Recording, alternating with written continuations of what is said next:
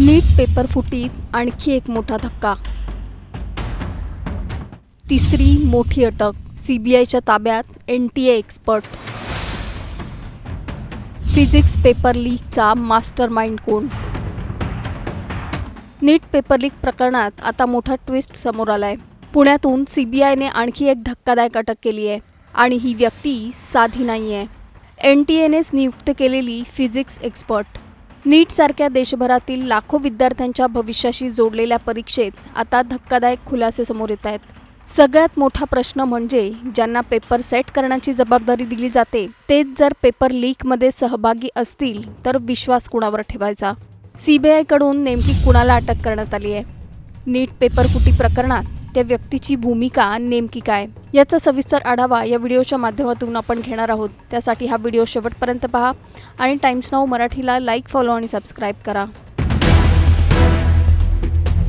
नीट UG 2026 paper leak प्रकरणात देशभर खळबळ उडाली आहे.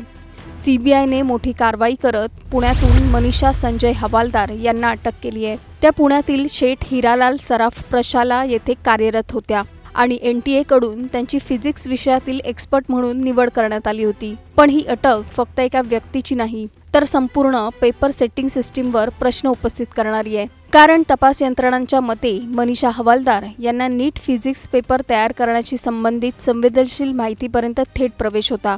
सीबीआयच्या प्राथमिक तपासात समोर आलंय की एप्रिल 2026 मध्ये काही महत्त्वाचे प्रश्न त्यांनी सहआरोपी मनीषा मांढरे यांना शेअर केले. आणि धक्कादायक बाब म्हणजे हेच प्रश्न पुढे नीट UG 2026च्या फिजिक्स पेपरमध्ये दिसून आले.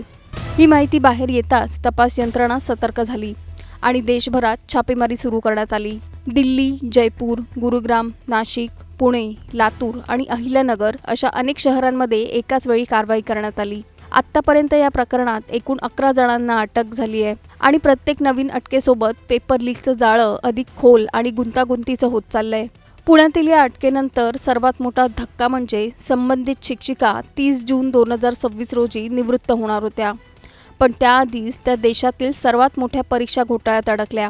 शाळा प्रशासनाने त्यांना तात्काळ निलंबित केलंय.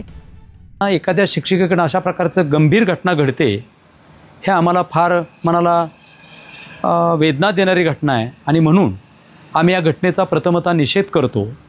निषेध करूनच आम्ही थांबत नाही तर ही गोष्ट अतिशय निंदनीय आहे, ही घटना निंदनीय आहे आणि म्हणून तात्काळ या श्रीमती मनीषा हवालदार यांना आम्ही सेवेतून कार्यमुक्त केले, म्हणजे त्यांना निलंबित केलेलं आहे. आणि पूर्ण प्रकरणाची चौकशी करण्यासाठी आम्ही आमच्या स्तरावरती एक समिती स्थापन केली आणि त्या समितीकडे हे कामकाज आम्ही सोपवलं आहे.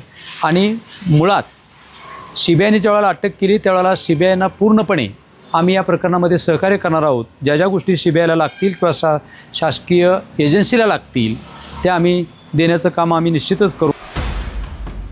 सीबीआयच्या अधिकाऱ्यांच्या मते ही केवळ प्रश्नपत्रिका शेअरिंगची घटना नाही तर एका मोठ्या सिंडिकेटचा भाग आहे जिथे विद्यार्थ्यांकडून लाखो रुपये घेऊन त्यांना लीक झालेले प्रश्न शिकवले जात होते.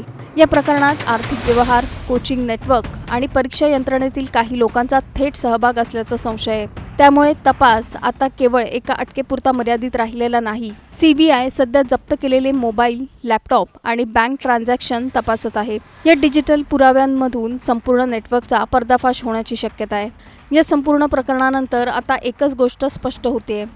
नीटसारख्या देशभरातील लाखो विद्यार्थ्यांच्या भवितव्याशी जोडलेल्या परीक्षेत जर प्रश्नपत्रिकेपर्यंत पोहोच असलेली व्यक्ती संशयाच्या भोवऱ्यात असेल तर हा प्रकार किती खोलवर गेला असेल याचा अंदाज लावणंही कठीण आहे. सीबीआयचा तपास अजून सुरू आहे आणि प्रत्येक नवीन धागा हा या प्रकरणाला आणखी गुंतागुंतीचं करतंय. पेपर कसा बाहेर गेला, कुणाच्या मदतीने गेला आणि यामागे अजून किती मोठं नेटवर्क आहे, हे प्रश्न अजूनही अनुत्तरितच आहेत. एका मागोमाग होणाऱ्या अटक सत्रांनंतर काही महत्त्वाचे प्रश्न उपस्थित होतात. नीटसारख्या अत्यंत संवेदनशील परीक्षेची पेपर सेटिंग सिस्टीम इतकी असुरक्षित कशी झाली? या संपूर्ण नेटवर्कमध्ये अजून किती मोठी नावं दडलेली आहेत? आणि सर्वात महत्त्वाचं, विद्यार्थ्यांचं भविष्य खरंच सुरक्षित हातात आहे का? या प्रकरणात खरं काय आहे असं तुम्हाला वाटतं? आम्हाला खाली कमेंट करून नक्की सांगा आणि चॅनलला सबस्क्राईब करा. मी डॉक्टर सतीश गवळी. ज्या मनीषा हवालदार आमच्या शेठ हिरालाल सराफ प्रशालेमध्ये काम करत होत्या त्या शाळेचा मी सचिव म्हणून काम करतो, सेक्रेटरी म्हणून काम करतो. संध्याकाळी 6 वाजता ही बातमी आम्हाला समजली आणि अतिशय दुःख झालं, कारण गोरगरिबां विद्यार्थ्यांसाठी काम करणारी स्वातंत्र्यपूर्व काळातील अर्थात 1922 साली स्थापन झालेली शैक्षणिक संस्था आहे. या 100 वर्षाच्या कालखंडामध्ये संस्थेने गोरगरीब विद्यार्थ्यांना शिक्षण देऊन विविध क्षेत्रामध्ये हे गोरगरीब विद्यार्थी देशाची समाजाची सेवा करत आहेत. आणि असं संस्थेचं नाव मोठं होत असताना एखाद्या शिक्षिकेकडनं अशा प्रकारचं गंभीर घटना घडते, हे आम्हाला फार मनाला वेदना देणारी घटना आहे. आणि म्हणून आम्ही या घटनेचा प्रथमतः निषेध करतो. निषेध करूनच आम्ही थांबत नाही, तर ही गोष्ट अतिशय निंदनीय आहे, ही घटना निंदनीय आहे. आणि म्हणून तात्काळ या श्रीमती मनीषा हवलदार यांना आम्ही सेवेतून कार्यमुक्त केले, म्हणजेच त्यांना निलंबित केलेलं आहे. आणि पूर्ण प्रकरणाची चौकशी करण्यासाठी आम्ही आमच्या स्तरावरती एक समिती स्थापन केली आणि त्या समितीकडे कामकाज आम्ही सोपवलं आहे. आणि मुळात CBIने ज्यावेळेला अटक केली त्यावेळेला CBIना पूर्णपणे आम्ही या प्रकरणामध्ये सहकार्य करणार आहोत. ज्या ज्या गोष्टी CBIला लागतील किंवा शासकीय एजन्सीला लागतील त्या आम्ही देण्याचं काम आम्ही निश्चितच करू, कारण आम्ही एक शैक्षणिक संस्था चालवतो आणि शैक्षणिक संस्थेमध्ये गेल्या 100 वर्षामध्ये अशा प्रकारची एकही दुर्दैवी घटना आमच्या शिक्षकाकडनं, पालकांकडनं, विद्यार्थ्यांकडनं घडलेली नाही. त्यामुळे अतिशय मनाला वेदना देणारी ही घटना झाली असं आमचं प्रामाणिक मत आहे. हवलदार, तुमच्या संस्थेमध्ये कधीपासून नोकरीत रुजू होत्या, शाळेमध्ये त्यांची वर्तणूक कशी होती, त्यांच्याबद्दल आत्तापर्यंत तुमच्याकडे काही तक्रारी आल्या होत्या का, आणि नीटवर त्यांची नियुक्ती झाली याबद्दल तुम्हाला काही माहिती होतं का? नाही सर, हवलदार 1992 साली आमच्याकडं MSc B.Ed फिजिक्स हा विषय शिकवण्याकरता त्यांची नियुक्ती आमच्या कनिष्ठ महाविद्यालयाकडे झाली होती. 2024ला त्यांना सेवाज्येष्ठतेनुसार अर्थातच सिनियरिटीनुसार मुख्याध्यापकपदी आम्ही 5वी ते 10वीचे वर्ग असणाऱ्या शाळेमध्ये अर्थातच शेठ हिरालाल सराफ प्रशालेमध्ये त्यांची नेमणूक केलेली होती. आणि त्या ठिकाणी त्या गेली 2 वर्ष मुख्याध्यापिका म्हणून काम करत आहेत. आता 2026 अर्थातच 30 जून 2026ला त्या सेवानिवृत्त होणार होत्या. या दरम्यानच्या काळामध्ये नोकरी लागल्यापासून आत्तापर्यंत त्यांच्या बाबतीतली कुठली तक्रार आमच्याकडं प्राप्त झाली ह्याचं मला आठवत नाही.